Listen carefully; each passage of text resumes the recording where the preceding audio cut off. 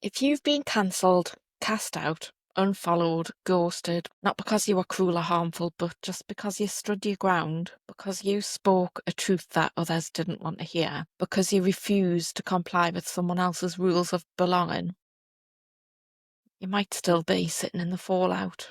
You might still be holding the ache. And here's what I want you to know. That ache, that grief, that spiraling, stuck, quiet sadness that never really ends, that's real, even if no one acknowledges it, even if it was never named, even if you didn't get a goodbye. Because what you're experiencing is a kind of grief that isn't spoken about enough. It's called ambiguous loss. It's a grief without closure, a grief without a ritual, a grief that doesn't get flowers or sympathy cards or casseroles. It's the grief of being cancelled. When you're cancelled, whether that's publicly or privately, it can feel like someone's died. But no one did, because there's no funeral. There's no funeral, no moment of shared mourning, just silence, absence, confusion, erasure. People disappear, conversations stop, doors close. You're treated as if you've done something unspeakable, even if no one will say what. And you're left holding the fragments of relationships that used to feel real. And it's not just painful, it's disorientating. And that's why it lingers. So the term ambiguous loss was coined by Dr. Pauline Boss to describe a kind of grief where there's no clear ending, no finality, no resolution. And there's two main types. There's one where someone's physically gone but still psychologically present, like a missing person, and one where someone's physically present but psychologically gone, like in dementia or emotional cut-off. Cancellation sits somewhere in the middle.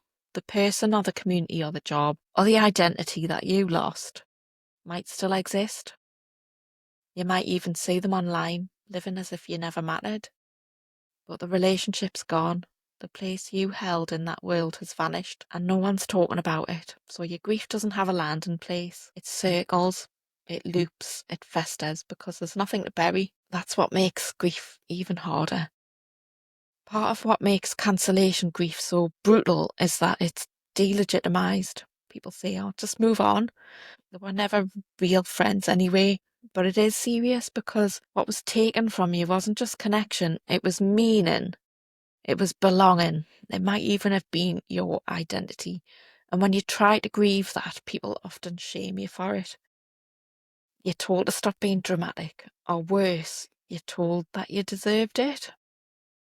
So now you're dealing with double grief, the grief of the loss itself and the grief of being unseen in it. What is it that actually gets lost in that cancellation? Let's name some of those things that can be taken when you're cancelled. Your community, your status, your opportunity, your friends, your sense of safety, your version of what happened, your trust in your own voice, the right to explain yourself, and the version of you people used to believe in. It's not just social, it's spiritual. It's a kind of exile, especially for women, especially in feminist or activist circles. Being cancelled often feels like being cast out of your chosen family.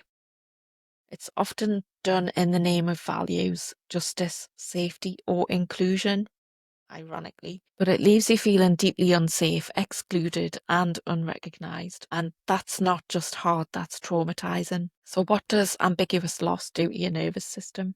Your nervous system doesn't need a death certificate to grieve, it only needs absence and confusion. Ambiguous loss creates a kind of open loop in your brain because you never got the clarity and you keep going back over it. What happened? Does it deserve it? Was I wrong? Could I have prevented it? And that's your brain trying to solve the grief because it never got a chance to process it. But you can't logic your way out of grief. You have to feel it. And that's scary, especially when you're already dysregulated. And that's why so many women feel stuck in this strange emotional limbo. They're tired, they're restless, they're foggy, angry, disconnected. And it's not that you're broken, it's that you're grieving a ghost. And that closure doesn't always come, and that's okay. We're taught that grief has stages, that we'll move through them neatly and then find closure. But ambiguous loss doesn't work like that. There's no funeral to mark the end. There's no eulogy that says this mattered. There's just you trying to make sense of it all. And closure might never come from them, but healing can still come from you. When you learn to validate the grief, when you learn to name the loss, even if no one else will, that's when something starts to shift. You stop waiting for recognition and you start giving it to yourself. So how does counselling help with ambiguous loss and cancellation grief? In my counselling practice, I work with women who've been cut off, cast out, silenced or erased, sometimes by friends, sometimes by their communities, sometimes by the internet, some by their own families. They come in carrying 1,000 invisible losses, and often they whisper, "Don't even know if I should be feeling like this." And let me tell you, you're allowed. And you should, because that's how it is. Here's what happens in the room. We name that loss. We honour the grief. We feel the anger, the shame, the sadness, all of it. And that's difficult. Work with the nervous system so it can downregulate from the threat, and we begin to build meaning, not through forgiveness or fixing or pretending, but through the truth. Not everything has to be repaired, but you can be.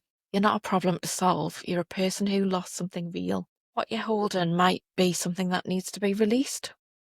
There's usually 3 layers in ambiguous loss. So there's the loss itself, the people, the roles, the places that you no longer belong to, the meaning of the loss, what is said about you, and the shame of still caring because no one validated your pain. So working through this means giving all 3 the dignity of attention, and it means saying, yes, this mattered, yes, this hurt, yes, I'm grieving. And it means recognising that even if you were never offered the closure, you can offer it to yourself. You can write the eulogy that never gave you. You can name what was good, what was harmful, what deserved to be held. And you can hold the ritual, burn a letter, write an obituary for the life you lost.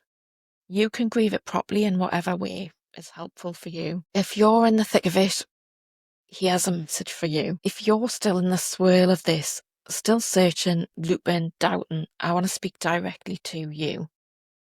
What happened to you happened. It wasn't nothing. You don't need anyone else to confirm that to begin healing. You don't have to be over it already. You don't have to prove how well you're coping. You don't have to pretend it didn't devastate you. Let it matter and let it grieve you. Because when you start minimizing your pain, something else becomes possible. Integration.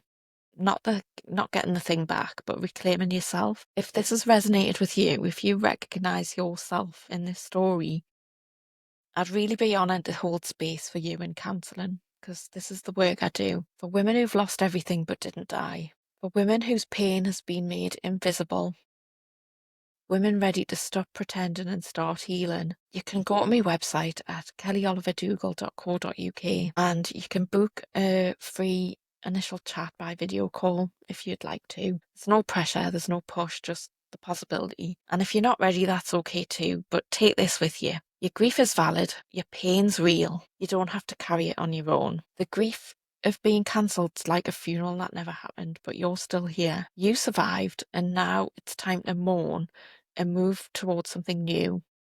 Let's do it together.